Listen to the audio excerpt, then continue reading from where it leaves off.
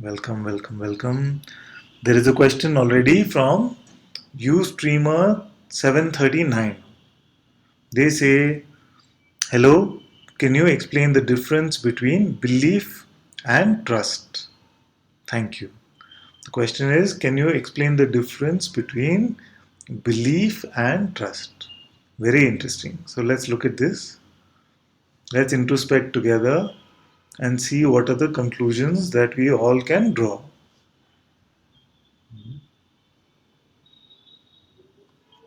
So when there's only awareness and attention is resting just with awareness, then the concept of belief does not even exist.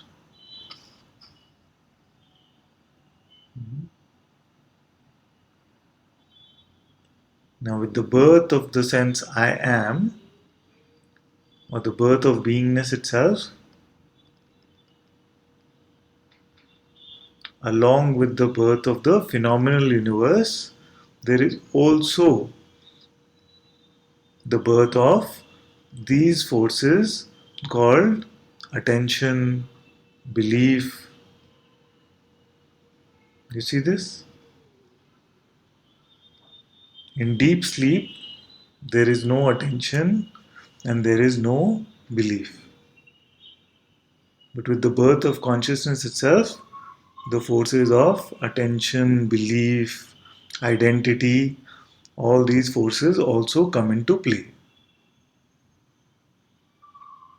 And very few beings have actually explored these because they are always taken for granted. But each of them have some qualitative differences.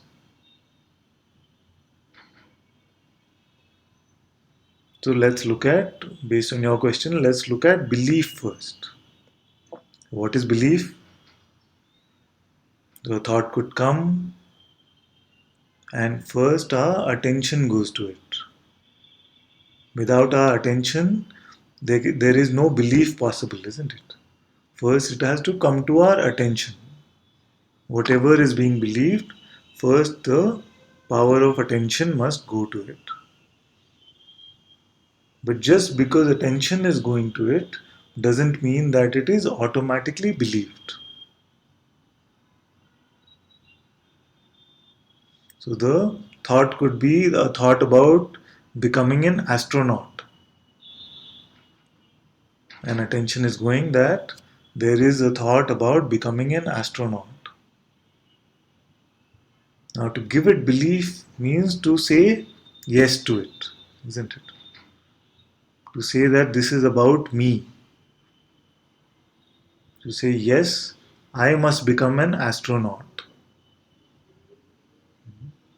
To give it belief also means the opposite, which means that we say, I must never become an astronaut.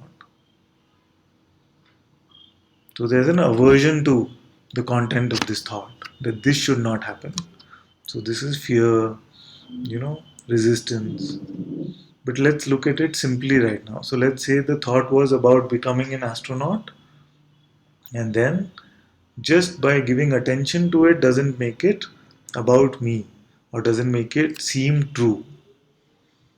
There seems to be the power after the power of attention, there's another power to give something our belief. When we say, yes, I must become an astronaut, that is when we have given it our identification, we've given it our acceptance, or we've given it our belief. It can be said like that. So that is belief. It's a primal force that is born along with the birth of consciousness itself, that we have the power to be able to say, yes, this is true, or this is for me, or this I accept. So that is about belief. Now, what is the second part? It was about trust. So, trust actually means that we have followed something over some period of time and it seemed to have helped us. For example, if you come to satsang and you hear just this phrase, let go of your next thought, and you follow this for a while. So you first there's a belief that is given to this. So the words are arising from here, then there is a belief given to the words arising from here, and saying, yes, this must be true, or this I accept. And then when we try them out, we say, okay, let go of my next thought, let go of my next thought. It's tried out over a period of time, and it leads to a presence of peace, joy, happiness, makes us feel better, less stressed out. Then we say, yes, I trust Ananta because I followed what he had to say and it worked. It could also be that the initial belief was there that yes, I will listen to the instruction, but something goes wrong, or it's followed in a different way, or it just doesn't work. So, if the belief was there around the phrase let go of your next thought, and it just becomes a very frustrating experience, it just leads to a lot of frustration and anger and resentment, then we can say that trust was not developed.